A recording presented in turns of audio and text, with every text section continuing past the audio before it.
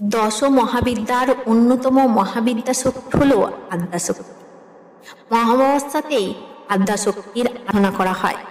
আদ্যাশক্তির আরাধনা করেন যারা, তাদের কাছে কৌশিকী অমাবস্যার গুরুত্ব অপরিসীম। ভাদ্র মাসে অমাবস্যা তিথিকে কৌশিকী অমাবস্যা তিথি বলা হয়ে থাকে। আর এই তিথিতে তন্ত্রমতে ও শাস্ত্রমতে আদিশক্তি মা কালীর পূজা করা হয়। এই অমাবস্যা মেনে চললে জীবনে অনেক সমস্যা থেকে দূরে থাকতে পারবেন। বলা হয়ে থাকে, এই কৌশিকী অমাবস্যার দিন নিষ্ঠার সাথে মায়ের পূজা করলে সকল মনস্কামনা পূর্ণ হয়। কৌশিকী অমাবস্যার দিন যদি আপনি মা তারার পূজা দিতে চান, তাহলে বলবো ভিডিওটি শেষ পর্যন্ত অবশ্যই দেখুন। নমস্কার বন্ধুরা, কৃষ্ণকথা চ্যানেলে আপনাদের স্বাগত। হিন্দু দেবদেবীর মাহাত্ম্য কথা, লীলা কাহিনী, পূজাবিধি এই চ্যানেলের আলোচ্য বিষয়। আশা করি ভিডিওটি আপনাদের ভালো লাগবে।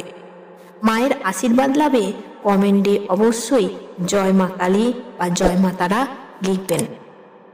চলুন বন্ধুরা, এবার জেনে নিই কৌশিকী অমাবস্যা কবে পড়েছে, মায়ের পূজার শুভক্ষণ কখন, কিভাবে পূজা দেবেন এবং এই দিন বা কেন এত গুরুত্বপূর্ণ। বন্ধুরা, এবছর অর্থাৎ 1432 বঙ্গাব্দ 2025 সালে কৌশিকী অমাবস্যা তথা ভাদ্র অমাবস্যা তিথি শুরু হচ্ছে আগামী 5ই ভাদ্র, ইংরেজির 22শে আগস্ট শুক্রবার সকাল 11:55 অমাবস্যা শুরু এবং 6ই ভাদ্র, ইংরেজির 23শে আগস্ট শনিবার সকাল 11:24 পর্যন্ত তা থাকবে। অর্থাৎ পূজার মূল সময়কাল পড়েছে 22শে আগস্ট রাত থেকে 23শে আগস্ট ভোর পর্যন্ত। আমার বন্ধুদের বলবো, যদি আপনি এই দিন অমাবস্যার ব্রত ও উপবাস রাখতে চান, তাহলে শুক্রবার অবশ্যই রাখুন। যদি আপনি মায়ের পুজো দিতে চান, তাহলে অবশ্যই মধ্যরাত্রিতে করুন। আরও বলবো, যদি সম্ভব হয় এই সময় তারাপীঠে গিয়ে মা তারার দর্শন ও পূজার বিধি সম্পন্ন করতে পারেন। এছাড়াও কোনো মন্দির বা বাড়ির মন্দিরে থাকা মা তারার মূর্তিকেও আপনি পূজা করতে পারেন। বন্ধুরা, কৌশিকী অমাবস্যার পূজার নিয়ম জানার আগে আমাদের এটা জানা প্রয়োজন, আমরা কেন এই অমাবস্যা পালন করব। কৌশিকী অমাবস্যার দিনটিকে তারা রাত্রিও বলা হয়ে থাকে, কারণ এই দিনে মা তারার আরাধনা করা হয়ে থাকে। মা তারা হলেন 10 মহাবিদ্যার দ্বিতীয় মহাবিদ্যা। কৌশিকী তারই আরেক রূপ। মার্কণ্ডেয় পুরাণ মতে এক সময় মহিষাসুরের অত্যাচারে দেবতারা অতিষ্ঠ হয়ে পড়েছিলেন। তখন দেবী দুর্গা মহিষাসুরকে বধ করে তাদের রক্ষা করেন, কিন্তু এই শান্তি ক্ষণস্থায়ী হয়।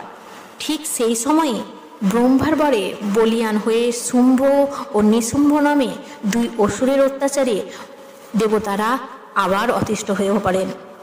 ব্রহ্মা তাদের বরদান দিয়েছিলেন যে কোনো পুরুষ তাদের বধ করতে পারবে না, শুধু কোনো অজনী সম্ভূত নারী তাদের বধ করতে পারবে, অর্থাৎ এমন নারী যিনি কোনো মাতৃগর্ভ থেকে উৎপত্তি হয়নি।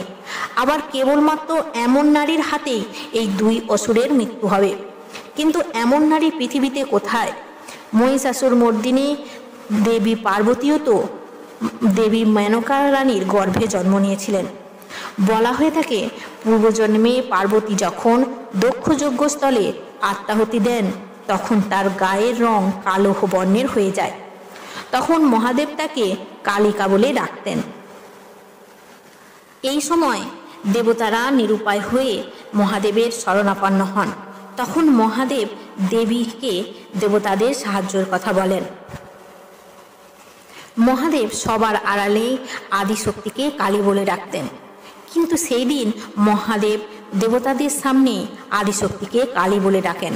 তখন দেবী অপমানে ও রাগে মানস সরোবরের ধারে কঠিন তপস্যা করলেন এবং তপস্যার শেষে শীতল মানস সরোবরে স্নান করে নিজের দেহের সমস্ত কালো কোষগুলি পরিত্যাগ করে পূর্ণিমারদের মতো উজ্জ্বল গাঢ়বর্ণ ধারণ করলেন এবং এই কালো কোষগুলি থেকে এক অপূর্ব সুন্দর কৃষ্ণবর্ণের দেবীর সৃষ্টি হলো।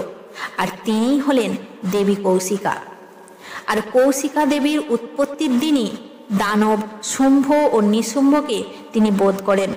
এই দিনটিকে পালন করা হয়ে থাকে। পশ্চিমবঙ্গের বীরভূম জেলায় অবস্থিত আদিশক্তির মন্দির তারাপীঠে এই দিনটি মহা ধুমধামে পালন করেন। বলা হয় থাকে সাধক বামাখ্যাপা 1274 বঙ্গাব্দে কৌশিকী অমাবস্যায় তারাপীঠ মহাশ্মশানে শ্বেত শিমুল গাছের তলায় সিদ্ধি লাভ করেছিলেন। বন্ধুরা, যদি বাড়িতে মা তারার পূজা করতে চান তাহলে কিভাবে করবেন?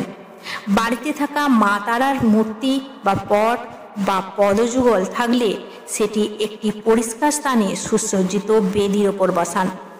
মায়ের সামনে একটি সর্ষের তেলে বা ঘিয়ের প্রদীপ প্রজ্বলিত করুন এবং প্রদীপের তেলের মধ্যে একটি কড়ি রাখুন।